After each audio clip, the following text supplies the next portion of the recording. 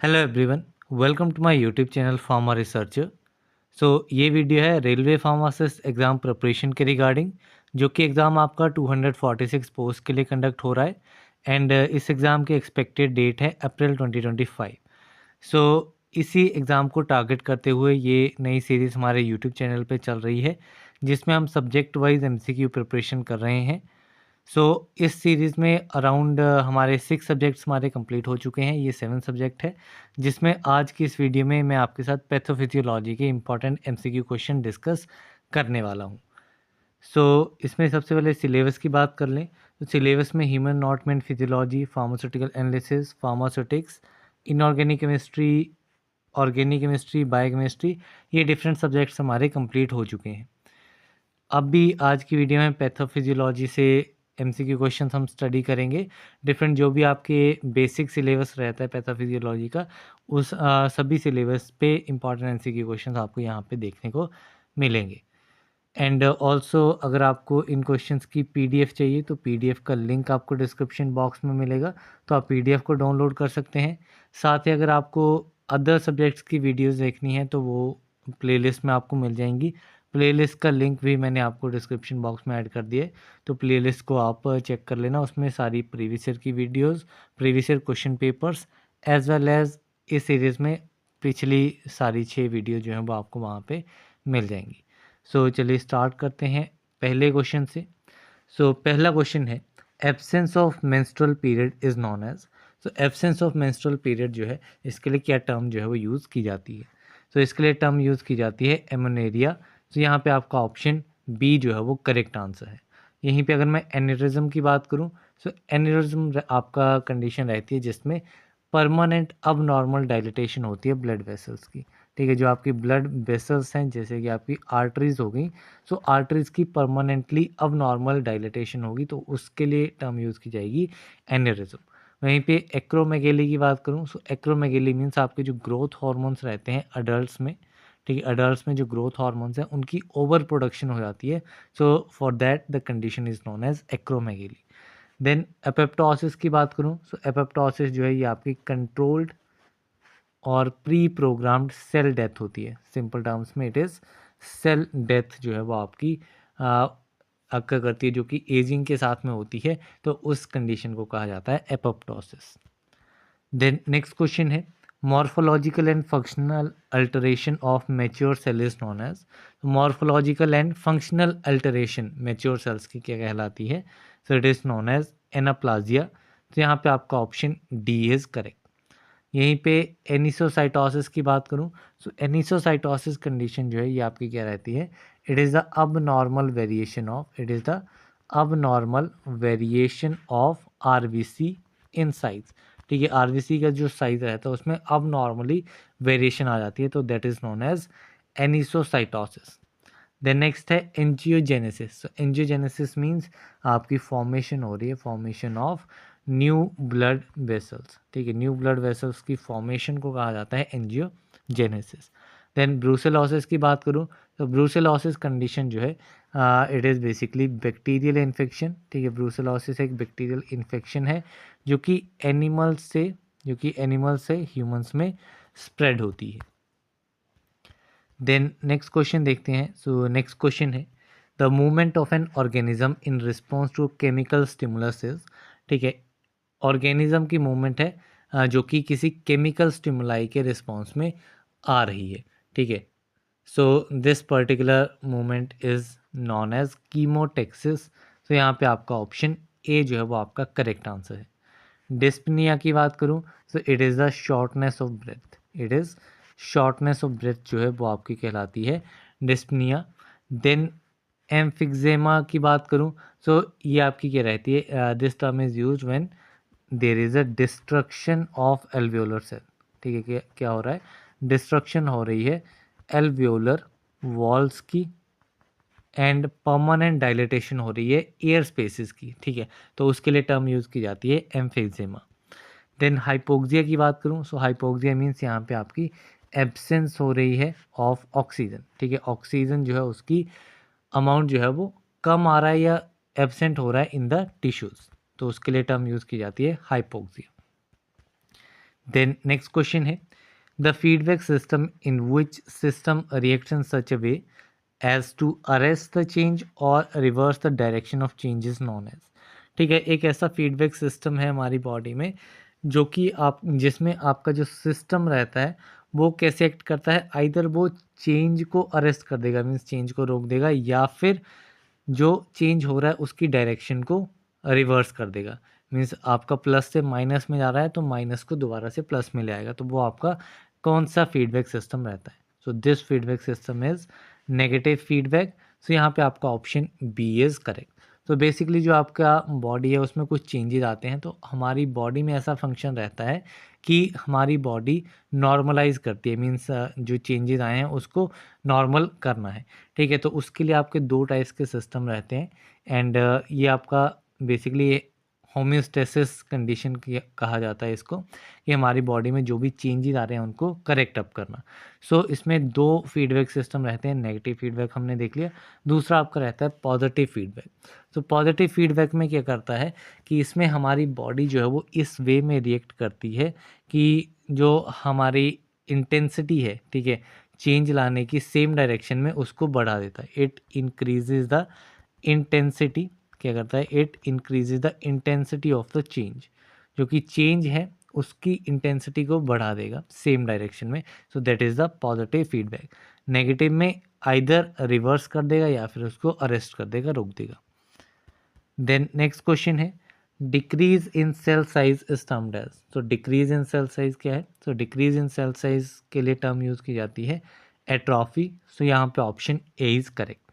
यहीं पे हाइपरट्रॉफी की बात करूँ तो ये आपका simply increase in cell number होता है। It is increase in cell number और cell size, not cell number, it is cell size. Hypertrophy is increase in cell size and hyperplasia is increase in cell number. Then एक condition आपकी आती है मेटाप्लाजिया।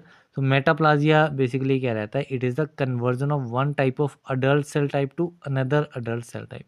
ठीक है, इसमें आपका जो एक सेल है, सेल ए है, ये आपका कन्वर्ट हो रहा है सेल बी में। So that term is known as metaplasia. इसी के साथ में एक टर्म और आती है सेल के साथ रिलेटेड, विच इज़ डिस्प्लाजिया। एक टर्म रहती है आपकी डिस्प्लाजिया। डिस्प्लाजिया मीन्स आपका एक अब नॉर्मल टाइप का एपिथेलियल सेल्स जो है वो डेवलप हो जाएगा। It is related to development of abnormal type of epithelial cells. तो ये आपकी एक कंडीशन रहती है। देन नेक्स्ट क्वेश्चन देखते हैं। सो नेक्स्ट क्वेश्चन है which clinical sign of inflammation is represented by the term dolor. ठीक है, इन्फ्लेमेशन का कौन सा साइन है जिसको डोलर टर्म से रिप्रेजेंट किया जाता है? सो ये साइन रहता है आपका पेन। सो यहाँ पे आपका ऑप्शन डी इज़ करेक्ट। तो बेसिकली आपके डिफरेंट क्लिनिकल साइंस रहते हैं जो कि आपके इन्फ्लेमेशन के साथ रिलेटेड रहते हैं, जिसमें आपका जो रेडनेस है, रेडनेस के लिए आपकी टर्म यूज़ की जाती है र्यूवर। ठीक है, रेडनेस के लिए र्यूवर। हीट के लिए कैलोर, हीट के लिए कैलोर टर्म यूज़ की जाती है। स्वेलिंग के लिए ट्यूमर, स्वेलिंग के लिए ट्यूमर। देन आपका पेन के लिए आपकी यूज़ की जाती है डॉलर। इसके अलावा लॉस ऑफ फंक्शन उसके लिए कोई स्पेसिफिक टर्म नहीं है, बट वो भी आपका एक क्लिनिकल साइन है इन्फ्लामेशन का। तो ये सारे नाम आप इसमें याद रख लेना। नेक्स्ट क्वेश्चन है which of the following is third phase of healing. तो हीलिंग का थर्ड फेज जो है वो कौन सा है? तो बेसिकली हीलिंग जो है वो आपकी 4 फेजेज में होती है, उसमें से जो थर्ड फेज है, third phase is proliferation phase. तो यहाँ पे आपका ऑप्शन बी इज करेक्ट। तो इसके 4 फेजेस को एक बार देख लेते हैं। जो आपका फर्स्ट फेज रहता है, फर्स्ट फेज इज हेमोस्टेसिस। ठीक है, first phase is haemostasis. So haemostasis phase तब स्टार्ट होता है जब आपका इंजरी होती है। ठीक है, इंजरी होने के बाद जो है वो आपका फर्स्ट फेज स्टार्ट होता है, दैट इज़ हेमोस्टेसिस। एंड इसका काम क्या रहता है? हेमोस्टेसिस में क्या रहता है? इसका काम रहता है ब्लीडिंग को स्टॉप करना। ठीक है, to stop the bleeding, bleeding को रोकना हेमोस्टेसिस फेज में रहता है। दूसरा फेज आपका कौन सा रहता है? दूसरा phase is inflammation, it is a second phase and इसको डिफेंसिव फेज भी कहा जाता है। It is also known as defensive phase. ठीक है, एंड इसमें बेसिकली क्या रहता है? इसका मेन फोकस रहता है कि जो बैक्टीरिया है उसको डिस्ट्रॉय करना। ठीक है, टू डिस्ट्रॉय बैक्टीरिया, बैक्टीरिया को डिस्ट्रॉय करना and remove debris, and remove debris, ठीक है, जो भी वहाँ पे अननोन चीज़ें हैं, डेब्रिस है, उसको रिमूव करना, ठीक है, अनवांटेड चीज़ों को रिमूव करना, ठीक है, ये इसका काम रहता है स्टेज 2 या फिर फेज़ 2 का। थर्ड फेज़ आपका रहता है प्रोलिफरेशन फेज़, ठीक है, third phase is proliferation phase, जिसको ग्रेनुलेशन या फिर कॉन्ट्रैक्शन फेज़ भी कहा जाता है। It is also known as granulation and contraction phase, ठीक है। तो इसका मेन फोकस क्या रहता है, जो भी आपका वुंड हुआ है, ठीक है, जहाँ पे भी आपको घाव लगा है, वहाँ उसको फिल करना, फिल एंड कवर अप करना, ठीक है। सो ये फेज़ 3 का काम रहता है। देन जो आपका फेज़ 4 रहता है, दैट इज़ रीमॉडलिंग, जिसको मैच्योरेशन फेज़ भी कहा जाता है। It is also known as maturation phase, it is a fourth phase, ठीक है। एंड इसमें क्या रहता है, इसमें आपका जो न्यू टिश्यू है, ठीक है, न्यू टिश्यू की फॉर्मेशन जो है वो स्टार्ट हो जाती है, ठीक है, धीरे धीरे वो स्लोली अपनी स्ट्रेंथ गेन करने लगती है एंड फ्लेक्सिबिलिटी आ जाती है उसमें। तो ये 4 फेजेस हैं, काफ़ी इंपॉर्टेंट है। अदर नाम जो मैंने आपको बताए हैं वो सारे इंपॉर्टेंट है, क्या इसमें फंक्शन रहता है तो वो इसमें इंपॉर्टेंट है, तो इसको आप एक बार दोबारा से रीड कर लेना। देन नेक्स्ट क्वेश्चन है, इन hypertension stage 1 the systolic BP is, तो हाइपरटेंशन स्टेज 1 में सिस्टोलिक बीपी जो है वो कितना रहता है। तो जो आपका बेसिकली हाइपरटेंशन है उसमें मेनली 4 फेजेस रहते हैं, ठीक है, इसमें आपके 4 स्टेजेस रहते हैं। सो जो आपका स्टेज 1 है, ठीक है, स्टेज 1 है, इसमें सिस्टोलिक बीपी जो है वो आपका रहता है 142 159 mmHg। तो यहाँ पे आपका ऑप्शन बी जो है वो आपका करेक्ट आंसर रहेगा। जो नॉर्मल आपका ब्लड प्रेशर रहता है वो रहता है आपका 120/80 mmHg। 120 जो है ये आपका सिस्टोलिक रहता है, 80 जो है ये आपका डायस्टोलिक रहता है, इट इज़ डायस्टोलिक। अब जो आपकी हाइपरटेंशन है, हाइपरटेंशन मीन्स आपका परसिस्टेंट, आपका कंसिस्टेंटली आपका ब्लड प्रेशर जो है वो हाई रह रहा है, सो उस केस को आप कहते हैं हाइपरटेंशन, ठीक है। तो इसमें डिफरेंट डिफरेंट स्टेजेस रहते हैं। फर्स्ट स्टेज जो है वो आपका रहता है प्री हाइपरटेंशन। फर्स्ट स्टेज कौन सा रहता है, first stage is pre hypertension, जिसमें सिस्टोलिक बीपी कितना रहता है, इट इज़ 120 to 139 mmHg, ठीक है। एंड जो आपका डायस्टोलिक बीपी रहता है that is around 80 to 89 mmHg, ये आपका डायस्टोलिक रहता है। देन दूसरा आपका स्टेज रहता है हाइपरटेंशन स्टेज 1, जिसमें हमने डायस्टोलिक देख लिया, it is 140 to 159 mmHg। And systolic हमारा ये आ गया, एंड डायस्टोलिक जो है ये आपका कितना आता है, it is 90 to 99 mmHg। Then आता है आपका हाइपरटेंशन स्टेज 2, ये आपका थर्ड स्टेज रहता है। तो इसमें आपका ब्लड प्रेशर कितना चला जाता है, it is around greater than equal to 160 mmHg, ये आपका सिस्टोलिक आ गया। एंड डायस्टोलिक में आपका कितना रहता है, it is greater than equal to 100 mmHg। Then आता है आपका सेवर स्टेज, ठीक है, देन आपका आता है सेवर स्टेज, ठीक है। सो इसमें आपका blood pressure around greater then 180 mmHg रहता है, सिस्टोलिक वाला।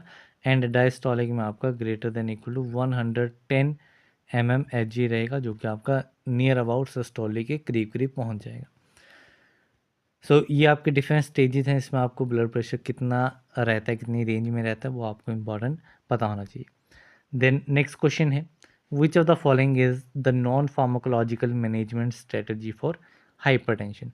अब यहाँ पे डिफरेंट स्ट्रेटजीज दी गई हैं, इसमें से नॉन फार्माकोलॉजिकल मैनेजमेंट स्ट्रेटजी हमें आइडेंटिफाई करनी है हाइपरटेंशन के लिए, मींस जिसमें आपका ड्रग का यूज़ नहीं होगा, ठीक है। तो इसमें आपके डायूरेटिक्स, बेसिकली जो आपकी फार्माकोलॉजिकल मैनेजमेंट स्ट्रेटजीज़ हैं वो हम डिफरेंट फार्माकोलॉजी पार्ट में स्टडी करते हैं, ठीक है, कि कौन कौन से ड्रग्स, किस कैटेगरी के ड्रग्स हमें दिए जाते हैं हाइपरटेंशन को ट्रीट करने के लिए। सो वो सारे हम वहाँ पे पढ़ते हैं, जिसमें आपका ड्रग यूज़ नहीं हो रहा है वो आपका नॉन फार्माकोलॉजिकल मैनेजमेंट पार्ट में वो आ जाता है। तो डायूरेटिक्स में आप ड्रग्स देंगे, beta blockers, S inhibitors. Dietary salt restriction, ठीक है, जो आप डाइट में सॉल्ट कंज्यूम कर रहे हैं उसको एक लेवल तक जो है वो रिस्ट्रिक्ट कर देंगे, ताकि आपका सॉल्ट की वजह से, सोडियम आयंस की वजह से जो ब्लड प्रेशर इंक्रीज हो रहा है वो ना हो, ठीक है। तो ये आपका रहता है। इसके अलावा अदर स्ट्रेटजीज़ की मैं बात करूँ तो आप वेट लॉस कर सकते हैं, ठीक है, वेट लॉस के थ्रू जो है वो आप हाइपरटेंशन को ठीक कर सकते हैं। एक आपका डैश प्लान रहता है, वन इज़ डैश प्लान एक रहता है जो कि आपका रहता है dietary approaches to stop hypertension. ठीक है, हाइपरटेंशन को स्टॉप करने के लिए कुछ डाइटरी अप्रोचेस रहती हैं जिसमें आपका कुछ डाइट प्लान रहेगा, सो उसके अकॉर्डिंगली जो है वो आप अपना हाइपरटेंशन को रिड्यूस कर सकते हैं। वैसे ही आपके अदर्स में एक्सरसाइजेज आ जाती हैं। एक्सरसाइजेज तो एक तरीके से सभी डिजीज़ में जो है वो इम्पॉर्टेंट रहती हैं कि एक्सरसाइज आप करेंगे तो उससे आपकी कंडीशन जो है वो बेटर होंगी। देन लिमिटेड अल्कोहल इनटेक, ठीक है, अगर कोई अल्कोहल यूज़ कर रहा है तो उसमें लिमिटेड अल्कोहल इनटेक करें। ठीक है, पेशेंट एजुकेशन, एजुकेशन प्रोवाइड करके भी हम जो है वो हाइपरटेंशन को रिड्यूस कर सकते हैं। ठीक है, सो ये सारी कंडीशन जो है इसमें नॉन फार्माकोलॉजिकल मैनेजमेंट स्ट्रेटजी में आती हैं। देन नेक्स्ट क्वेश्चन है, which disease is characterize by the reduction in the heart's pumping capacity.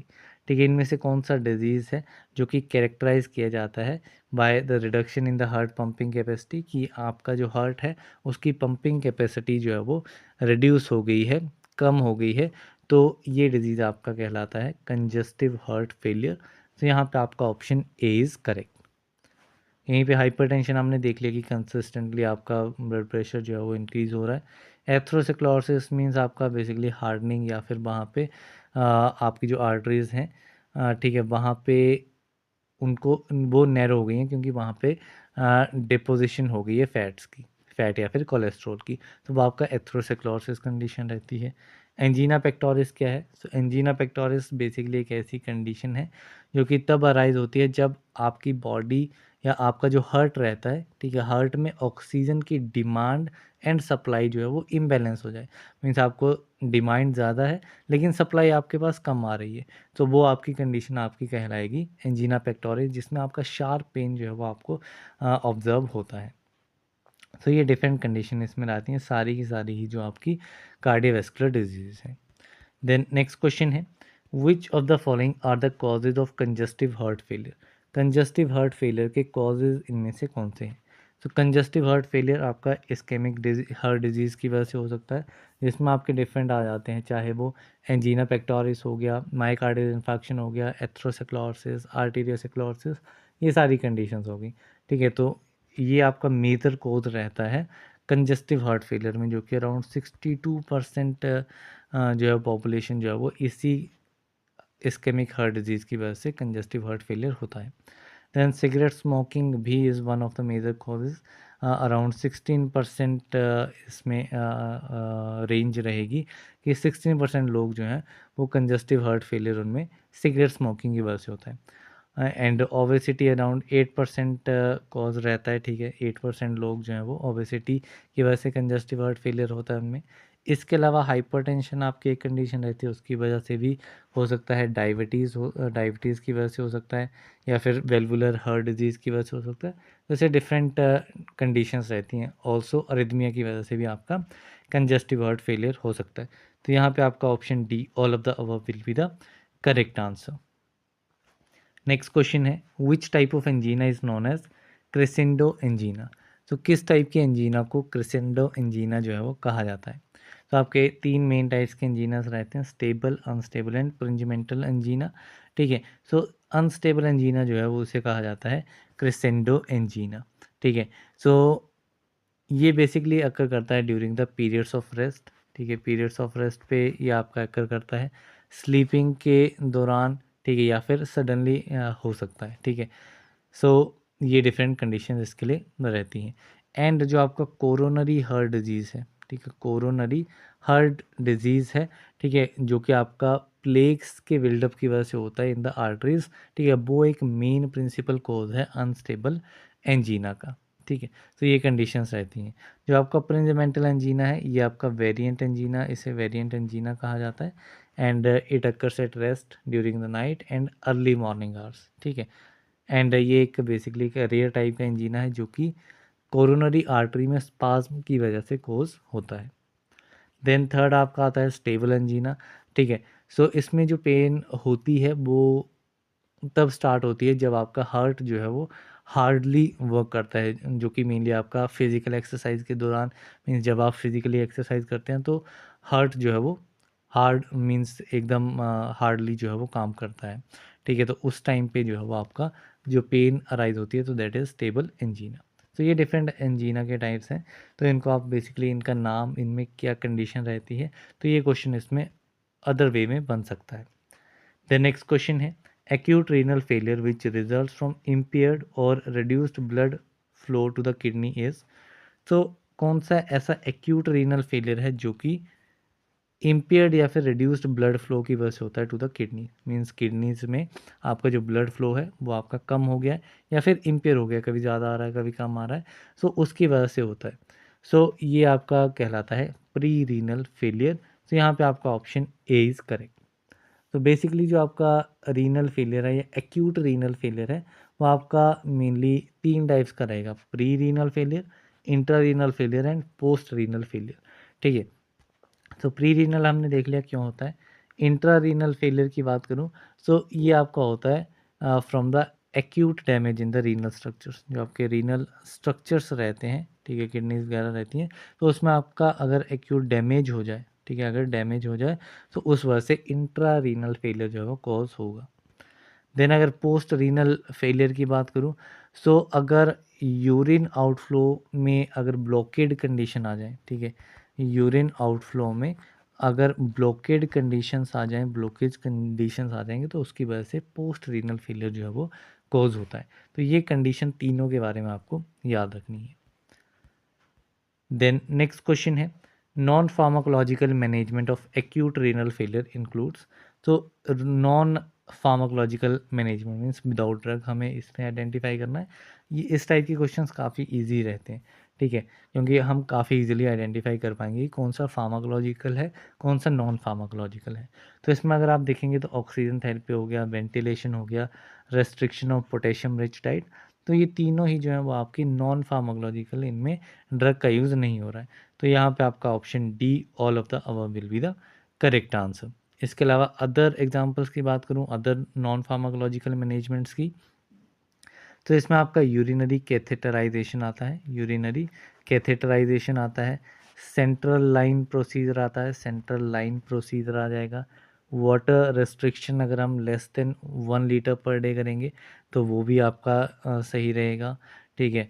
Sodium restriction का हमने देख लिया, डायलिसिस, रीनल ट्रांसप्लांटेशन की हेल्प से भी हम इसको एक्यूट रीनल फेलियर को मैनेज कर सकते हैं। तो ये डिफरेंट कंडीशन इसमें रहेंगी। देन नेक्स्ट क्वेश्चन है in which stage of chronic renal failure 75 to 90% loss of nephron function. ठीक है, क्रॉनिक रीनल फेलियर का कौन सा ऐसा स्टेज है जिसमें 75 से लेकर के 90% तक जो है वो नेफ्रॉन फंक्शन लॉस हो जाता है। ठीक है, तो ये स्टेज आपका कहलाता है रीनल इनसफिशिएंसी। तो यहाँ पे आपका ऑप्शन बी इज़ करेक्ट। तो बेसिकली यहाँ पे आपके 4 मेन स्टेजेस रहते हैं, ठीक है, किसके, क्रॉनिक रीनल फेलियर के, क्रॉनिक रीनल फेलियर के।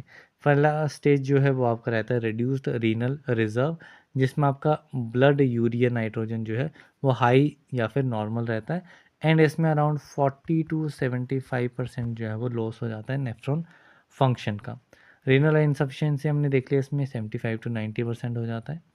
जो आपका रीनल फेलियर है इसमें आपका इम्पेयर्ड यूरिन डाइल्यूशन होगा, सेवेर एनीमियाज कोज हो सकते हैं, इलेक्ट्रोलाइट इम्बैलेंस हो सकता है, ठीक है, हाइपरनेट्रेमिया, हाइपरकेलेमिया, हाइपरफॉस्फेटेमिया, मींस आपका sodium level, potassium level, phosphate level, ये सारे इनके लेवल्स जो हैं वो हाइयर रहेंगे, ठीक है। तो ये आपके इलेक्ट्रोलाइट इम्बैलेंस रीनल फेलियर में रहेंगे। जो एंड स्टेज रीनल डिजीज़ रहेगा इसमें क्या रहेगा, इसमें सिर्फ आपका 10% ही आपके जो नेफ्रॉन्स जो हैं वो वर्क करेंगे, ठीक है, सिर्फ 10% नेफ्रॉन ही फंक्शनिंग रहेंगी, बाकी मल्टी सिस्टम डिसफंक्शन जो है वो इसमें हो जाएगा। तो ये डिफरेंट स्टेजेस हैं क्रॉनिक रीनल फेलियर के। देन नेक्स्ट क्वेश्चन है an inherited bleeding disorder in which a person lacks और how levels of clotting factors is. ठीक है, तो एक इनहेरिटेड ब्लीडिंग डिसऑर्डर है जिसमें एक पर्सन है, ठीक है, वो लैक करेगा या फिर उसमें क्लोटिंग फैक्टर्स जो हैं वो लो लेवल में रहेंगे। तो ये इनहेरिटेड ब्लीडिंग डिसऑर्डर क्या कहलाता है, तो this is known as haemophilia. तो यहाँ पे आपका ऑप्शन ए इज़ करेक्ट। तो आपके बॉडी में डिफरेंट एंटी हीमोफिलिक फैक्टर्स रहते हैं जो कि आपके ब्लड क्लॉटिंग फैक्टर रहते हैं, जिसमें आपका 8 एंड 9 आ जाता है। फैक्टर नंबर 8 जो है वो आपका हेमोफीलिया फैक्टर ए रहेगा। जो आपका 9 रहता है ये आपका एंटी हेमोफीलिया फैक्टर बी रहता है। ठीक है, जो आपका 11 है, ठीक है, ये आपका एंटी हेमोफीलिया फैक्टर सी रहता है। जो आपका 12 है ये आपका एंटी हेमोफीलिया फैक्टर डी रहता है। तो ये क्लॉटिंग फैक्टर्स अगर कम हो जाते हैं, लो लेवल्स हो जाते हैं, तो इनहेरिटेड ब्लीडिंग डिसऑर्डर जो है वो कॉज हो सकता है। यहीं पे अगर मैं आयरन डेफिशिएंसी एनीमिया की बात करूँ, तो आयरन डेफिशिएंसी एनीमिया एक ऐसी कंडीशन है जिसमें हमारी बॉडी में आयरन की कमी हो जाती है। ठीक है, आयरन जो है वो लैक कर जाता है बॉडी में, जिसकी वजह से आरबीसीज का जो नंबर है वो रिड्यूस हो जाता है। ठीक है, आरबीसीज जो है वो कम बनते हैं। सो ये आपकी आयरन डेफिशिएंसी एनीमिया रहती है। मेगलोब्लास्टिक एनीमिया की बात करूँ, सो ये आपका बेसिकली विटामिन B12 की डेफिशिएंसी की वजह से होगा, या फिर फॉलेट डेफिशिएंसी की वजह से कोज होता है। विटामिन B12 के लिए आप टर्म यूज़ करते हैं pernicious anaemia, and folate deficiency में आपका मेगलोब्लास्टिक एनीमिया रहता है। ठीक है, तो ये आपकी डिफरेंट कंडीशंस रहती हैं। जो सिकल सेल एनीमिया है, सो सिकल सेल एनीमिया एक जेनेटिक डिजीज़ है। ठीक है, it is a genetic disease of RBC. RBCs का जेनेटिक डिजीज़ है जिसमें आपका सिकल सेल की शेप का जो है वो आपका आरबीसी हो जाता है। रेड ब्लड सेल्स की शेप जो है वो सिकल सेल की तरह हो जाती है, जिसकी वजह से फ्लो जो है वो आपका इम्पेयर हो जाएगा। देन नेक्स्ट क्वेश्चन है, when the thyroid gland makes too much thyroid hormone the condition is known as. तो जब आपका थायराइड ग्लैंड जो है वो ज़्यादा थायराइड हार्मोन्स की प्रोडक्शन करेगा, ठीक है, तो उस कंडीशन को कहा जाएगा हाइपरथायरॉयडिज्म। तो यहाँ पे आपका ऑप्शन बी इज़ करेक्ट।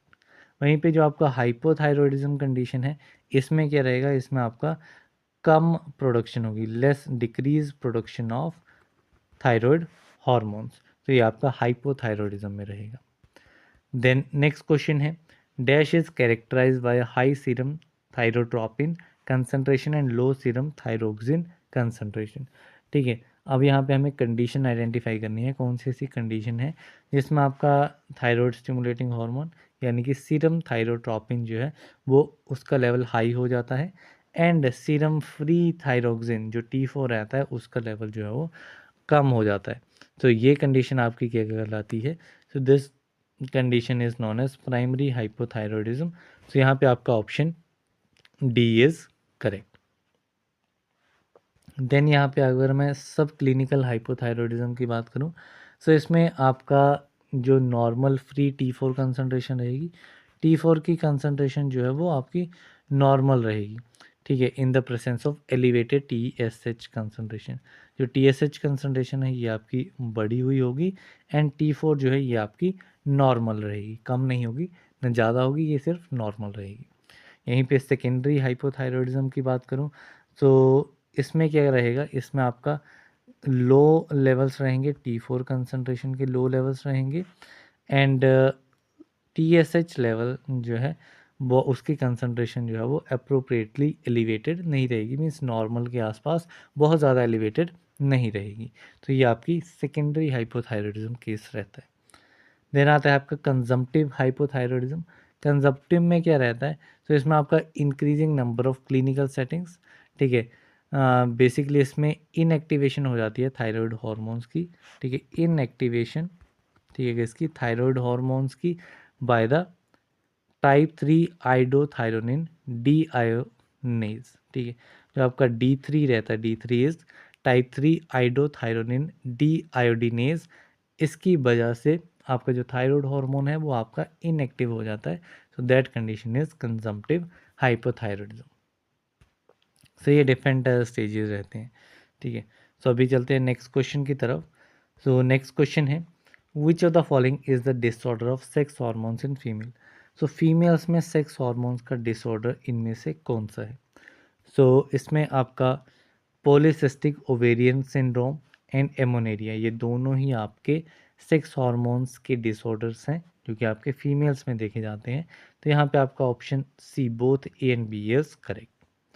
यहीं पे अगर मैं हाइपोगोनेडिज्म की बात करूं, तो हाइपोगोनेडिज्म आपका मेल्स में रहता है, जो कि आपका बेसिकली डिक्रीज प्रोडक्शन को रिप्रेजेंट करता है। It is the decrease production of testosterone. ठीक है, टेस्टोस्टेरोन की प्रोडक्शन जो है वो आपकी डिक्रीज हो जाती है मेल्स में, so that condition is known as hypogonadism. ठीक है, देन अगर मैं पॉलीसिस्टिक ओवेरियन सिंड्रोम की बात करूं तो ये क्या रहता है, so it is basically characterise by irregular menstrual cycle होगी, either it is irregular menstrual cycle या फिर नो मेंस्ट्रुअल साइकिल। ठीक है, अगर होगी ही नहीं, मेंस्ट्रुअल साइकिल स्टार्ट ही नहीं होगी या फिर इरेगुलरली होगी, तो that is polycystic ovarian syndrome. वहीं पे एमोनेरिया की बात करूं तो इसके हमने डेफिनेशन देखी थी, it is the absence of menstrual period in women of reproductive age. ठीक है, जो वुमेन आपकी रिप्रोडक्टिव एज पे है उसमें मेंस्ट्रुअल पीरियड जो है वो आपका एब्सेंट हो जाएगा, so that condition is known as amenorrhoea. ठीक है, इसके अलावा कुछ अदर डिसऑर्डर्स रहते हैं सेक्स हार्मोन्स के मेल्स में, उनके बारे में बात कर लेते हैं, जैसे कि आपका गाइनेकोमेस्टिया। गाइनेकोमेस्टिया, सो ये क्या रहता है, इसमें आपका जो ब्रेस्ट टिश्यू रहता है, ब्रेस्ट टिश्यू इन मैन, ठीक है, कहाँ पे, मैंस में जो ब्रेस्ट टिश्यू है वो आपका इंक्रीज हो जाता है। ठीक है, so that condition is known as gynaecomastia. एक कंडीशन आपकी रहती है इरेक्टाइल फंक्शन, इरेक्टाइल डिसफंक्शन। ठीक है, तो ये कंडीशन क्या रहती है, इसमें inability to attain or sustain an erection form enough to have satisfactory sexual intercourse।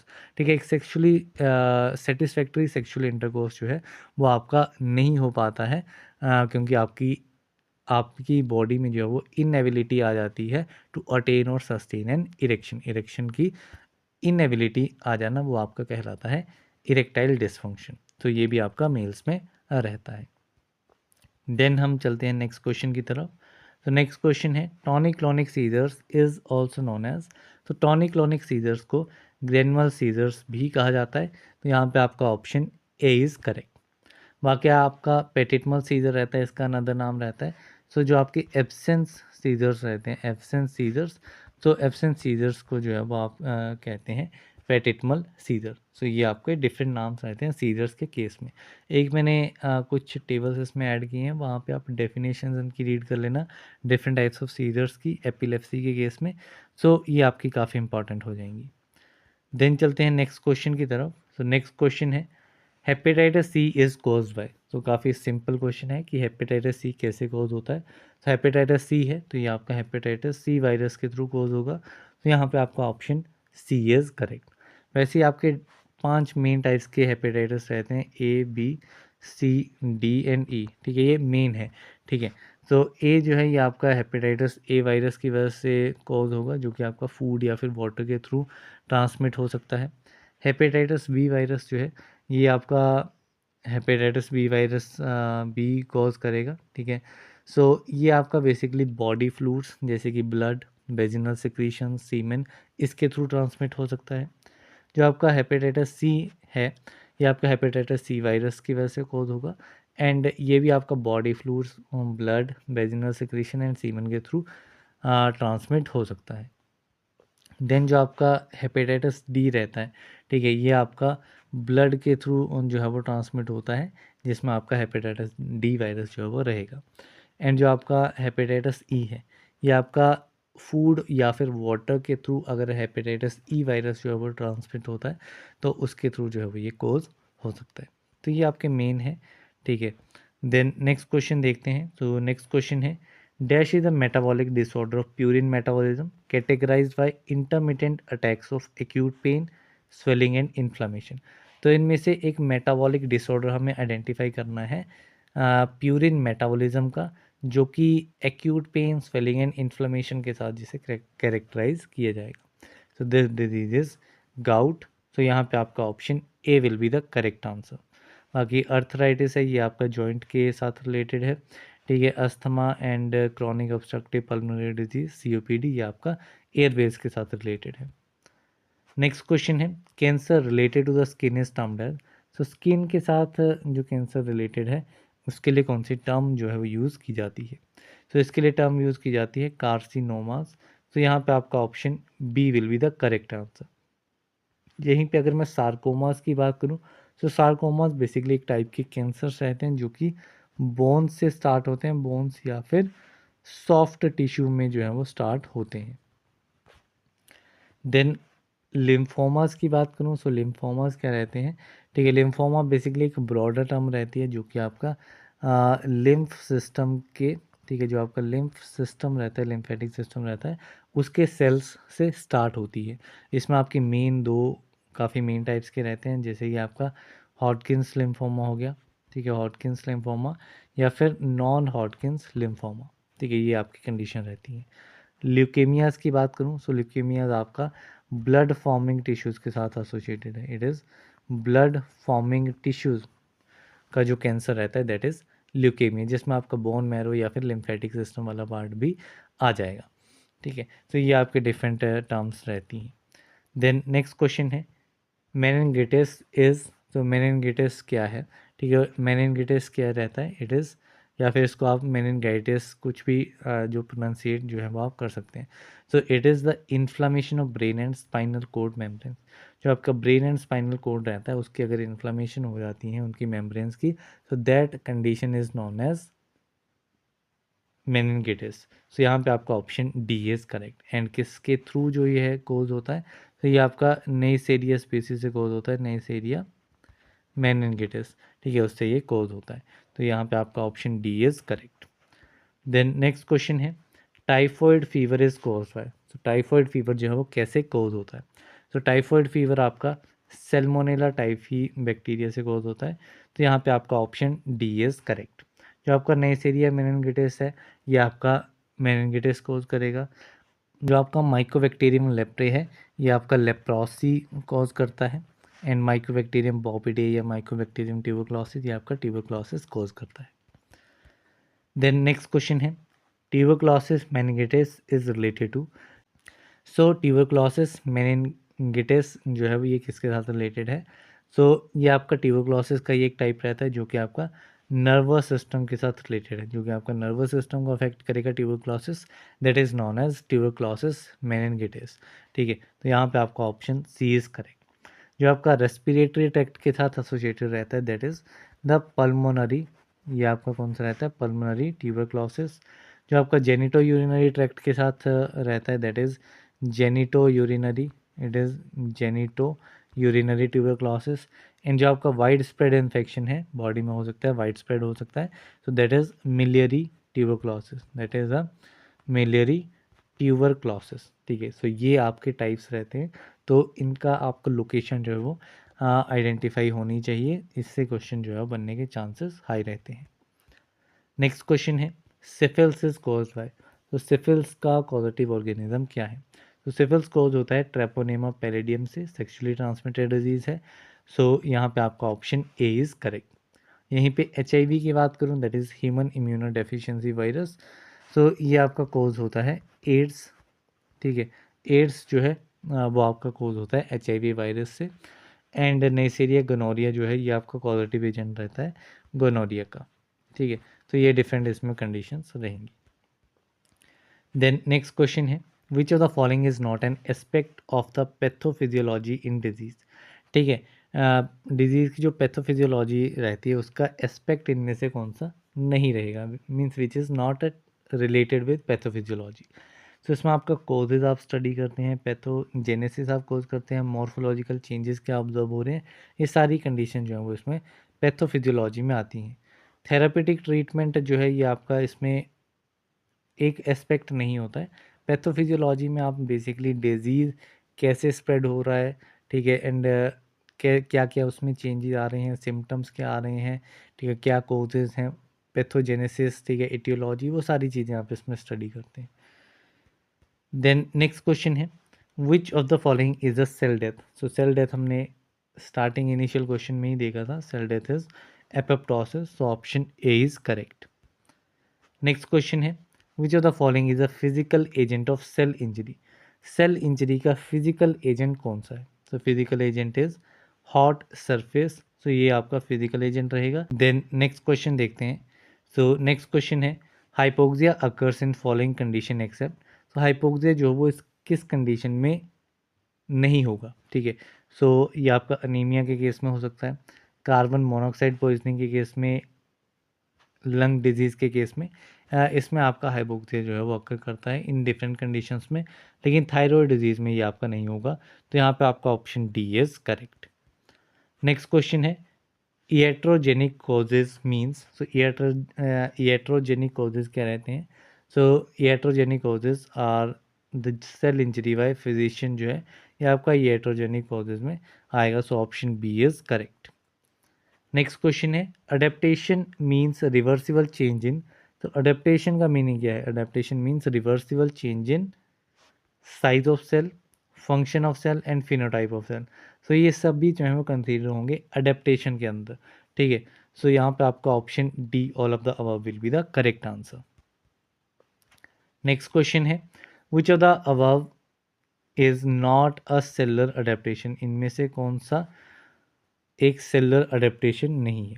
ठीक है, सेलुलर अडेप्टेशन में आपका हाइपरप्लाजिया आ जाएगा, ठीक है, मेटाप्लाजिया आ जाएगा, हाइपरट्रॉफी आ जाएगा, ठीक है। ये डिफरेंट डेफिनेशन हमने स्टार्टिंग क्वेश्चंस में स्टडी करी थी, लेकिन हाइपोप्लाजिया जो है वो इसमें नहीं आता है।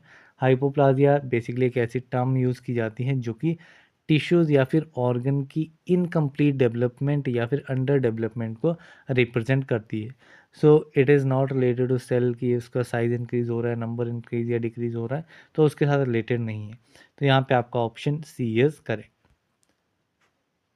नेक्स्ट क्वेश्चन है इस्केमिया कॉजेज फॉलोइंग एक्सेप्ट, तो इस्केमिया इनमें से कौन सी कंडीशन कॉज नहीं करेगा? ठीक है, तो इस्केमिया में आपका decrease in activity of sodium pump की जो एक्टिविटी है वो डिक्रीज़ हो जाएगी। इंक्रीज एनारोबिक ग्लाइकोलाइसिस, ठीक है, एनारोबिक ग्लाइकोलाइसिस जो है वो इंक्रीज़ होगी। इंक्रीज इन सिस्टोलिक कैल्शियम इसमें इंक्रीज़ नहीं होगा। डिटैचमेंट ऑफ राइबोसोम भी इसमें कंडीशन देखी जाएगी। तो यहाँ पे आपका ऑप्शन सी जो है वो आपका करेक्ट आंसर रहेगा। नेक्स्ट क्वेश्चन है loss of calcium homeostasis leads to, तो लॉस ऑफ कैल्शियम होम्योस्टेसिस की वजह से क्या होगा?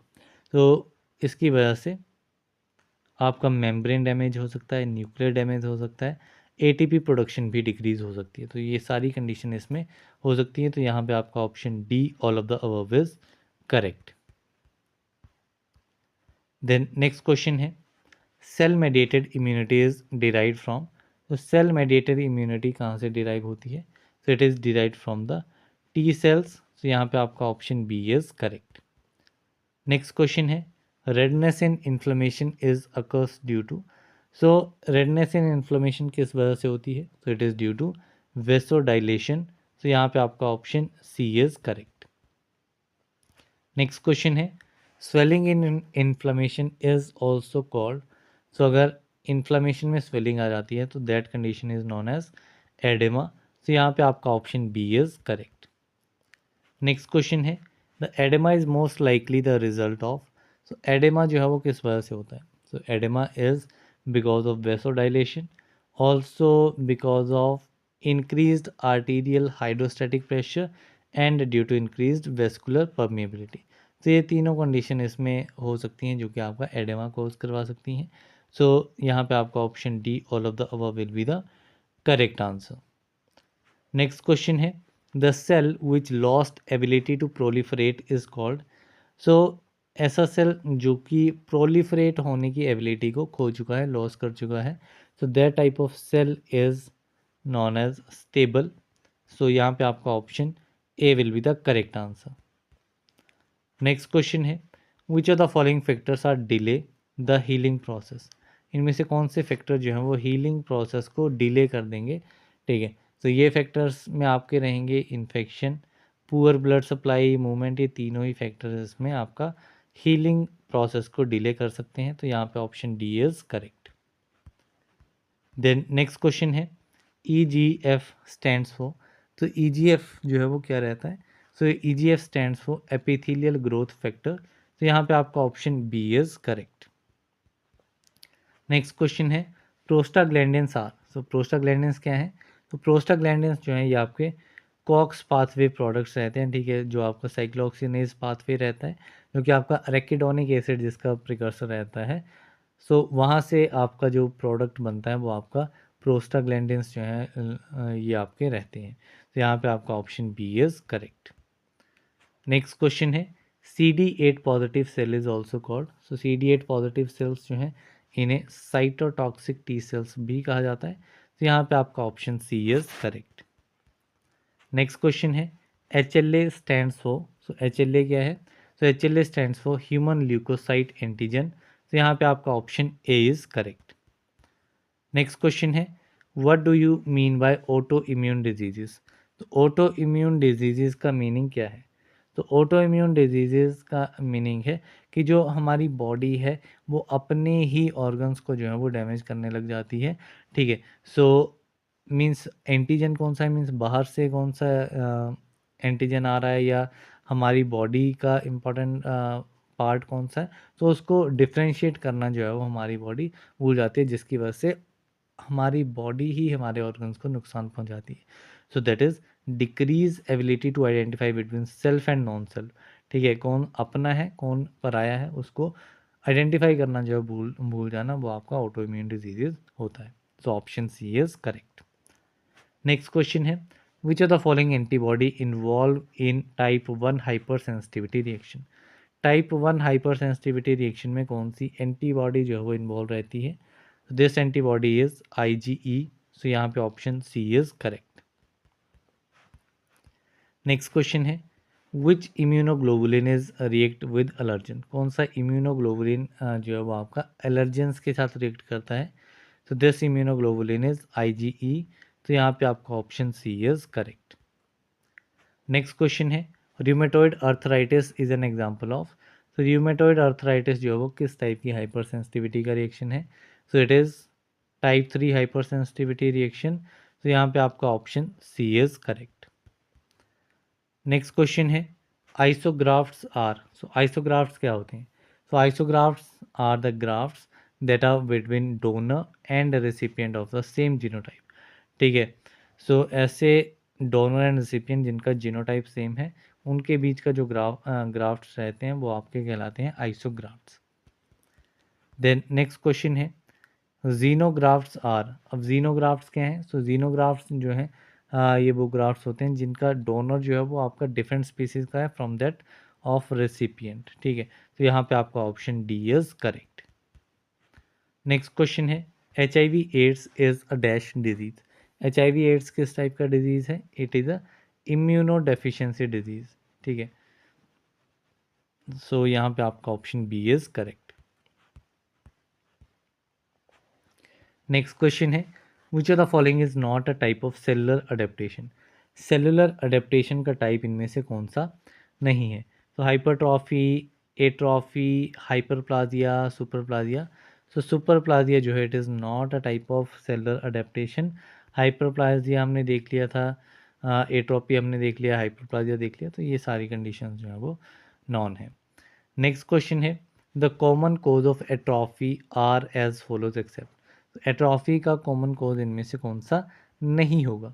ठीक है, सो इसमें आपका डिक्रीज वर्कलोड, ठीक है, लॉस ऑफ इनोवेशन, इनएडिक्वेट न्यूट्रिशन, ये आपके एट्रॉफी मीन्स आपका जो सेल साइज है वो आपका कम हो जाएगा। सो ये आपका हो सकता है इन डिफरेंट रीजंस की वजह से, लेकिन stimulation of endocrine hormone release ये आपका एक कोज एट्रॉफी का नहीं रहेगा। तो यहाँ पे option D is correct. Next question है the cellular response to injurious stimuli depends on? Injurious stimuli का सेलुलर रिस्पॉन्स क्या रहेगा? तो इसमें आपका nature of injury, duration of injury, severity of injury, ये सारे ही जो हैं वो आपके सेलुलर रिस्पॉन्सेज जो हैं इंजरियस स्टिमुलाई के डिपेंड करेंगे इन सभी फैक्टर्स के ऊपर। सो यहाँ पे आपका option D all of the above will be the correct answer. Next question है cell swelling is a result of? So cell swelling जो है वो किसकी वजह से हो सकती है? So it can be due to decrease activity of sodium pump. अगर सोडियम पम्प की एक्टिविटी डिक्रीज हो रही है तो उस वजह से सेल स्वेलिंग जो है वो कॉज हो सकती है। तो यहाँ पे आपका option A will be the correct answer. Next question है which enzymes are responsible for removal of free radical? कौन से एंजाइम्स जो हैं वो आपके फ्री रेडिकल के रिमूवल के लिए रिस्पॉन्सिबल हैं? So these enzymes are peroxidase, catalase, superoxide dismutase.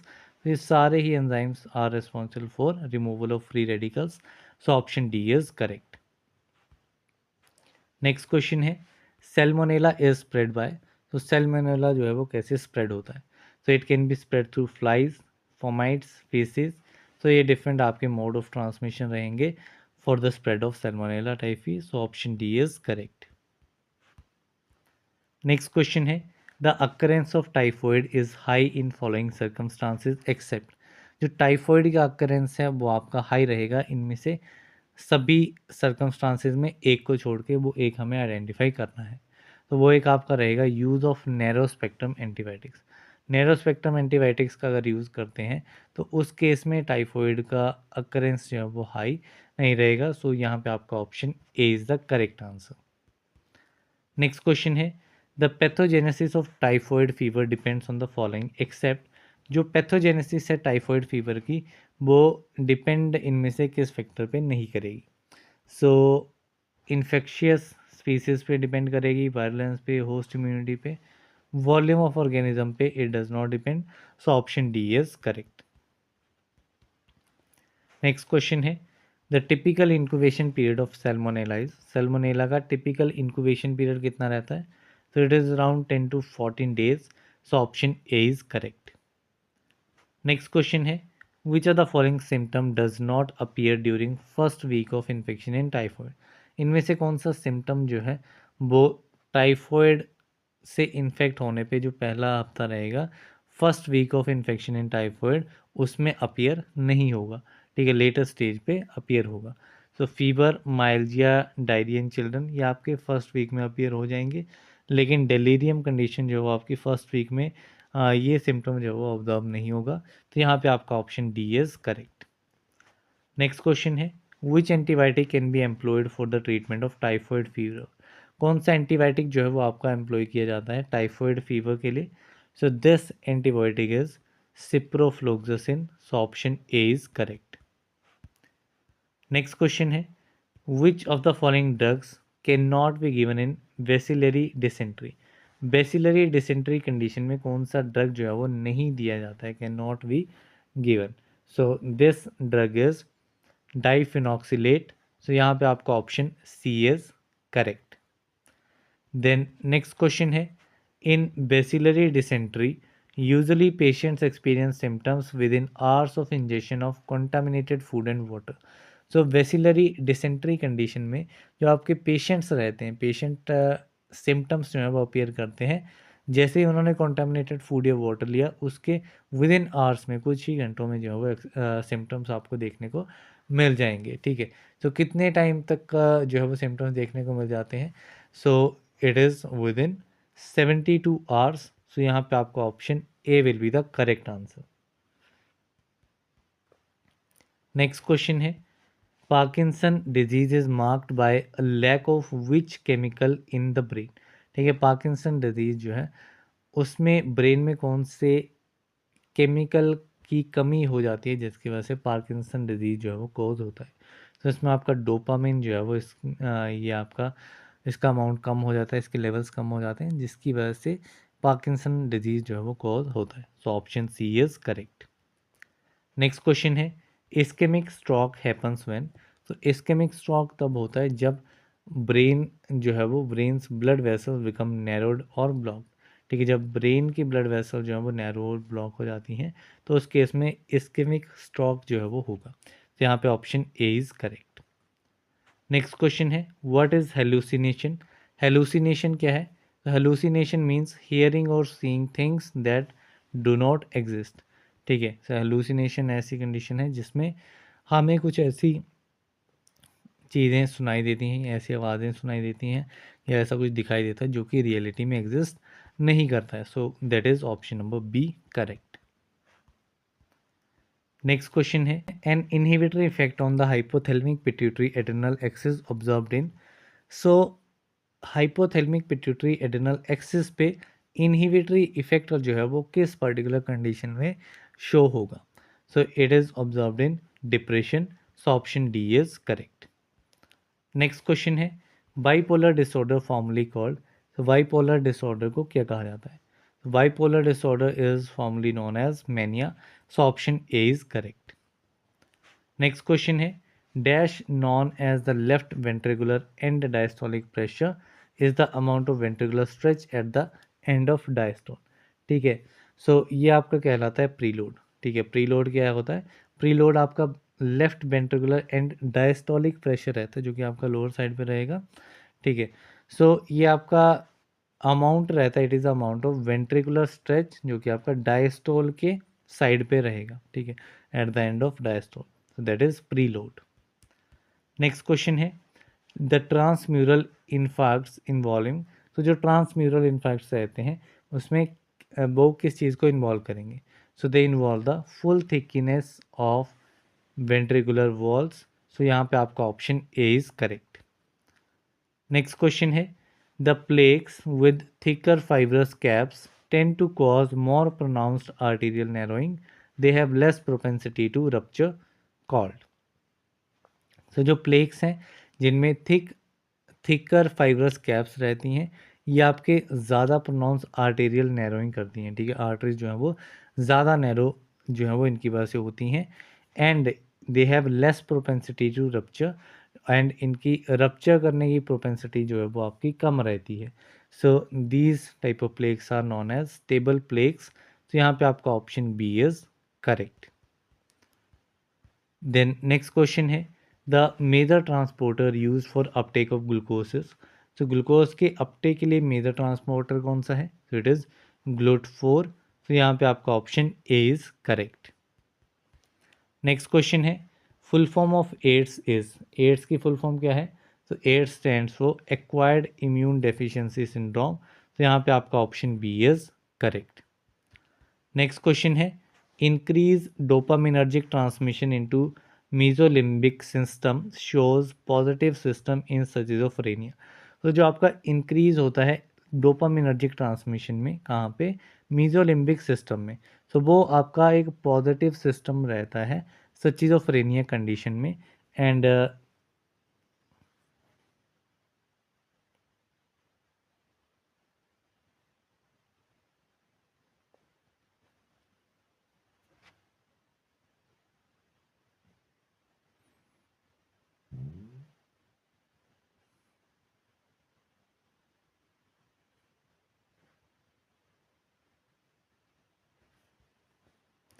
Next question है the part of the brain get most affected in Parkinson diseases. तो ब्रेन का कौन सा पार्ट जो है वो सबसे ज़्यादा अफेक्ट होता है पार्किंसन डिजीज में? So this part is substantia nigra. So option C is correct. Next question है एन इस्केमिक स्ट्रोक अकर्स. तो इस्केमिक स्ट्रोक कब अकर करता है? जब आर्टरी जो है ब्रेन में वो आपकी ब्लॉक हो जाती है. तो यहाँ पे आपका option A is correct. Then next question है a decrease dopaminergic activity specifically which corresponds to the inability to experience pleasure which is one of the hallmarks of. So dopaminergic activity आपकी decrease हो जाएगी. ठीक है, जिसकी वजह से जो प्लेजर है उसको एक्सपीरियंस करना जो है वो उसकी एबिलिटी कम हो जाएगी. तो ये आपका किसका सिम्टम है या किसका हॉलमार्क है? So it is a hallmark of depression. तो यहाँ पे आपका option A is correct. Next question है decreased dash function accompanies manic and depressive states. So जो आपका गाबार्जिक फंक्शन रहता है, ठीक है, उसकी वजह से मैनिक या फिर डिप्रेसिव स्टेट्स जो हैं वो आती हैं. तो यहाँ पे option A is correct. Next question है एथ्रोसेक्लोरेटिक नैरोइंग ऑफ डैश लीड्स एंजीना. ठीक है, एथ्रोसेक्लोरेटिक नैरोइंग जो है वो आपकी कोरोनरी आर्टरी की जब होगी तो उसकी वजह से एंजीना जो है वो कॉज होता है. So option A is correct. Next question है STEMI stand for. So STEMI की फुल फॉर्म क्या है? So it is ST elevation myocardial infarction. तो यहाँ पे option B is correct. Next question है dash is a thinner less obstructive plaques tend to be more fragile and rupture. So thinner less obstructive plaques कौन से हैं जो कि ज़्यादा फ्रेजाइल होते हैं और रप्चर होने के कैपेबल होते हैं? So these are vulnerable plaques. So यहाँ पे आपका option C is correct. Next question है टाइप 2 डायबिटीज़ मेलाइटस. तो टाइप 2 डायबिटीज़ मेलाइटस को non insulin dependent diabetes mellitus बी कहा जाता है। एंड जो आपकी टाइप 1 है वो आपकी, ठीक है, टाइप 1 जो है ये आपकी कहलाती है इंसुलिन डिपेंडेंट डायबिटीज़ मेलाइटस। तो यहाँ पे option B is correct. Next question है ब्रेडिकाइनेसिया ऑफ पार्किंसंस डिजीजेज। तो पार्किंसन डिजीज में जो ब्रेडिकाइनेसिया है that is a slowness of movement. So option B is correct. Next question है depression may be due to. तो depression जो है वो किस वजह से हो सकती है, ठीक है। So it can be due to physical changes in the brain में कुछ फिजिकल चेंजेस होते हैं उस वजह से। अब normal level of brain chemicals, जो ब्रेन केमिकल्स हैं उनमें लेवल्स जो हैं वो अब नॉर्मल हो जाएंगे, उस वजह से भी कोज हो सकता है। And also changes in the bodies balance of hormones, ठीक है, जो बॉडी में हॉर्मोन्स का बैलेंस है अगर उनमें भी चेंजेस आते हैं तो उस वजह से भी डिप्रेशन जो है वो कॉज हो सकती है। सो यहाँ पे आपका option D all of the above is correct. Next question है the normal BP is dash systolic and dash diastolic. तो ये हमने देख लिया था नॉर्मल बीपी कितना रहता है। सिस्टोलिक आपका हाइयर रहेगा 120 mm Hg एंड सिस्टोलिक आपका 80 mm Hg रहेगा। तो यहाँ पे option A is correct. Next question है patients with high sugar will typically experience. So ऐसे पेशेंट जिनमें ब्लड शुगर जो है वो हाई रहेगा they will experience polyuria condition, they will become increasingly thirsty hungry. तो ये कंडीशन इसमें रहेंगी। तो यहाँ पे आपका option D all above is correct. Next question है which of the following is not a type of cellular adaptation. Cellular adaptation का टाइप कौन सा है, हमने ये क्वेश्चन देख लिया था। तो it is super plasia, I think repeat हो गया है। तो यहाँ पे आपका option D is correct. So इसी के साथ हमने इस पर्टिकुलर सब्जेक्ट में 90 MCQ क्वेश्चन डिस्कस कर लिए हैं। So that's all for this particular video. मिलते हैं अगली वीडियो में, तब तक के लिए थैंक यू वेरी मच।